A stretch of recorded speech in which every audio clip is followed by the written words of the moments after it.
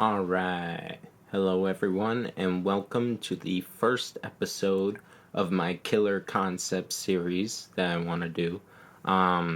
Pretty much the idea of this series is that I want to come up with concept ideas for killers and talk about them and see what you guys think of them. If anyone has any ideas of their own to bring up, essentially, I just want to start, good conversations about things that could be added to Dead by Daylight uh, characters and stuff like that, just to, have the conversation. I think coming up with ideas is pretty cool, and for creative people, it's a good outlet. So, yeah, unfortunately, I am not technologically advanced enough to create, animations and stuff like that, nor do I have the time to really create, super like extensive like artwork and stuff like that. So it's just a conversation series, nothing crazy. And it's open to anyone who wants to leave comments talking about it and see what you guys think of what I have to say. I think I got some pretty cool ideas though. So the first killer concept that I wanted to talk about was the Yautja, or better known as the Predator. I think the Predator would be really cool. I think it would be better off being named the Yautja over the Predator, because I think the Yautja is a name that's better tied to the lore and everything.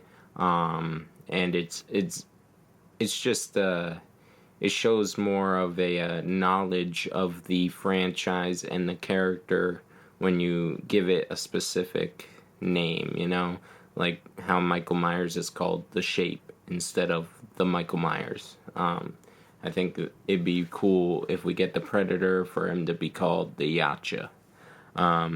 For those who don't know, that's the predator species name, is the Yautja. So, in terms of powers and abilities, his M1 obviously would pretty much just be a slash with his wrist blades.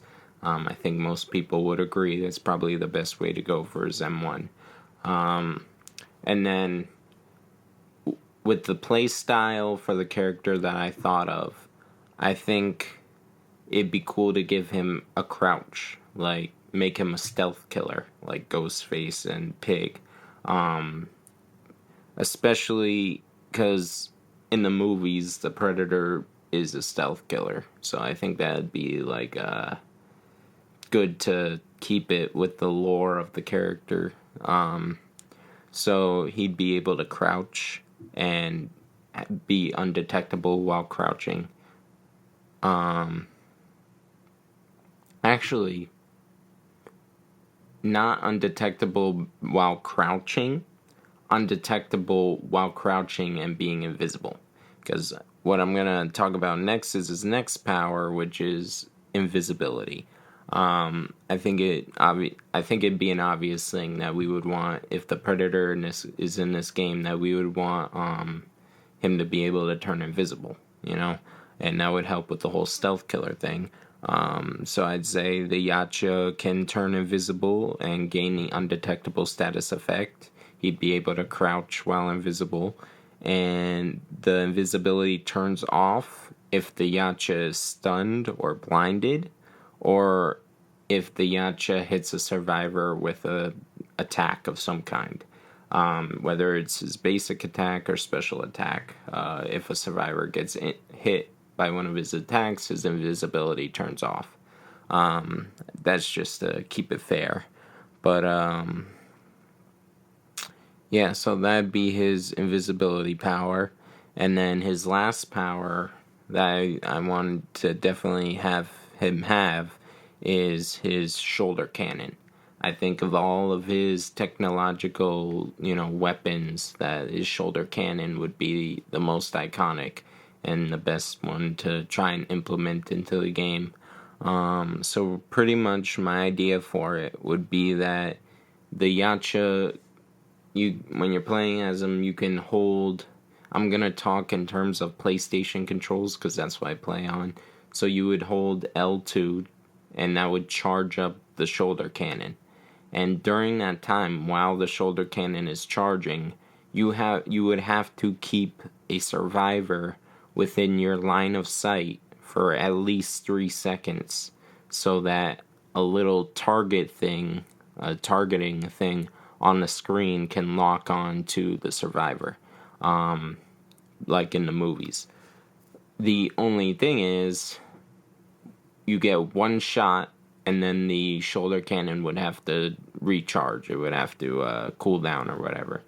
And if the survivor breaks line of sight before that 3 seconds is up, you can't shoot it. And even if you get it to lock on and you shoot it, doesn't mean it's going to be a guaranteed hit.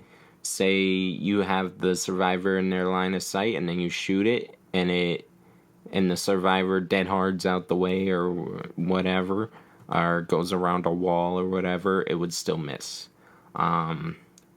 I think the best way to balance it would be to have a pretty big hitbox.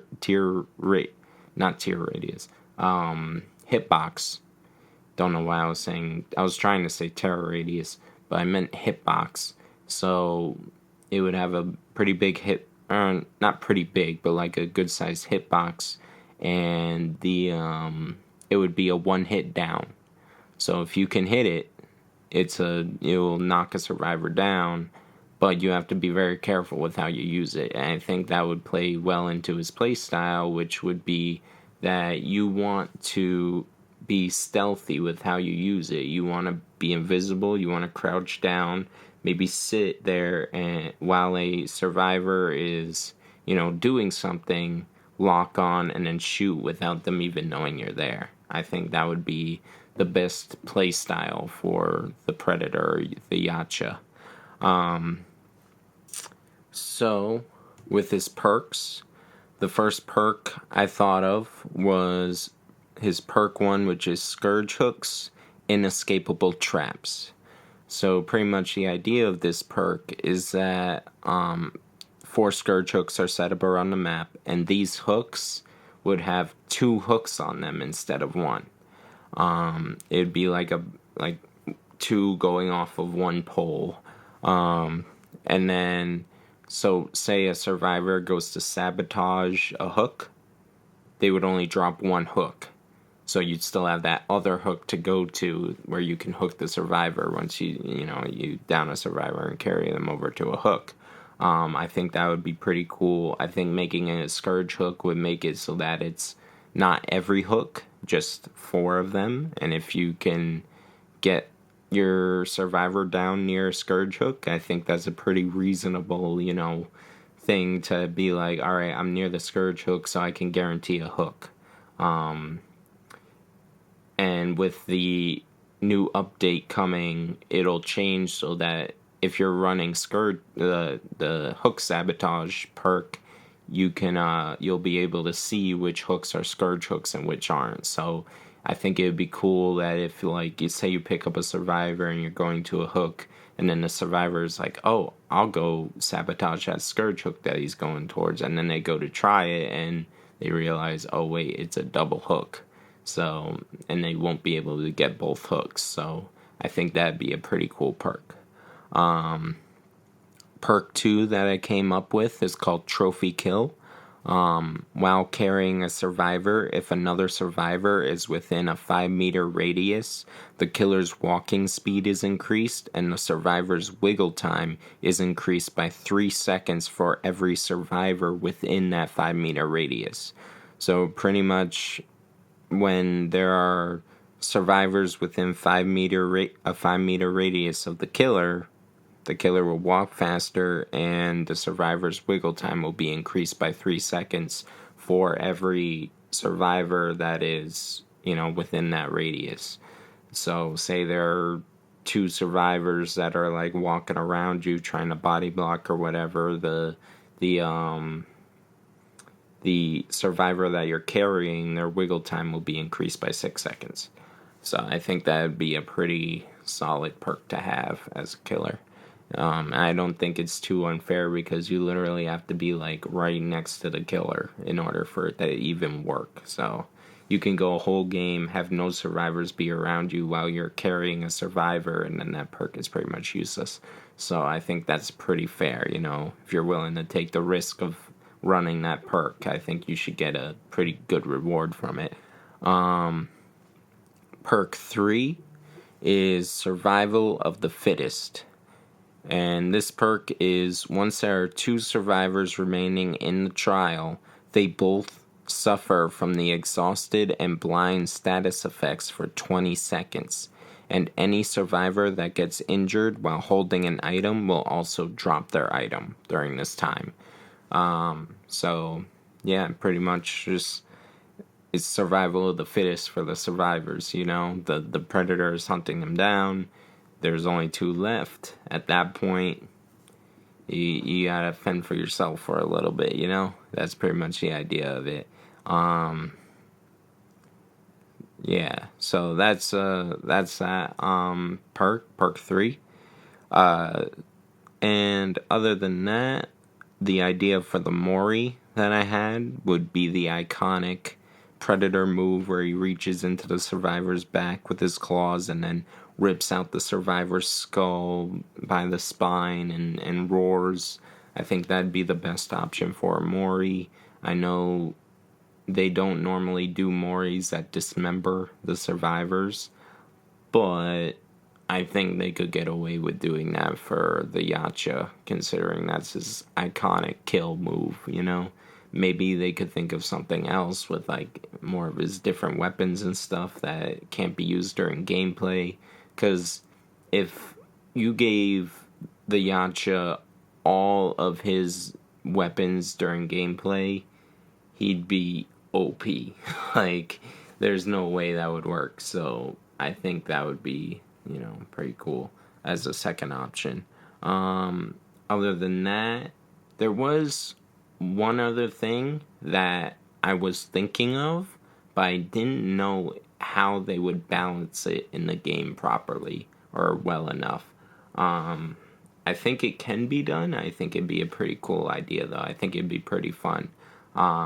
Pretty much the idea is that after the last gen is completed, the Yautja can choose to activate his bomb, his self-destruct mode. And once that's activated, the survivors have 30 seconds to open the exit gate and leave.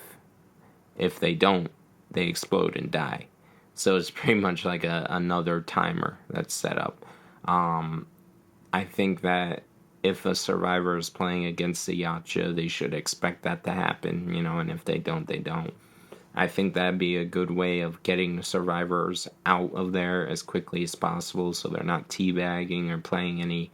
If a survivor is choosing to stay there and hold the game hostage and teabag and all that, then that's your way, if you're playing the Yautja, to get back at them. You blow them up and they're like, oh, what happened? How'd I die? Well, the Yautja can blow you up if you don't get out of the damn trial, Like, I think that'd be pretty dope. That's another idea, but I didn't want to officially be like, oh, yes, definitely put that in, That's like an option I thought of that might be kind of fun, but, maybe 30 seconds is too long or not long enough or whatever. I don't know how long exactly it takes for a survivor to open the exit gate, so they would have to work around that. But I thought that would be kind of cool. And the only other thing I can maybe suggest with a chapter like this is I think the survivor should definitely be Arnold Schwarzenegger's character. I think that'd be fun. Either that or the character from the new Prey movie that's coming out. The main character of that might be kind of cool. Other than that, I don't think it should be anyone else. And then in terms of thinking of a map idea, I think maybe the jungle from the first movie, like a war camp type of thing, like the soldiers are all set up in like this little war camp, and they're in the jungle, and you can run around in there, like the one that they blew up with the bombs and stuff. I think that'd be pretty cool during that first Predator movie. You could run around like a jungle. I don't think we've had a jungle. We've had forest maps, but no jungle maps. And a jungle is kind of different from a forest, so I think that'd be pretty cool to have a war camp type of map come with the Yautja. But yeah, that's my ideas for the Yautja as a playable killer in Dead by Daylight. Let me know if anyone else has any ideas. Leave comments. I'd like to, talk to people and see what they have to say. And another thing that I want to do with this series is if you have any ideas of your own, that you have an idea but you can't finish it, like you only have parts of it and you need help, I'm down to think of ideas for you and come up with them. That would help me creatively be able to make more and more videos about this type of stuff.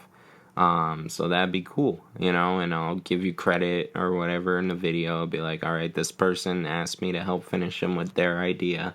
So yeah, so that's another thing. And yeah, so I think that'll be it for today for this video. Everyone have a good day, and I'll see you in the next one.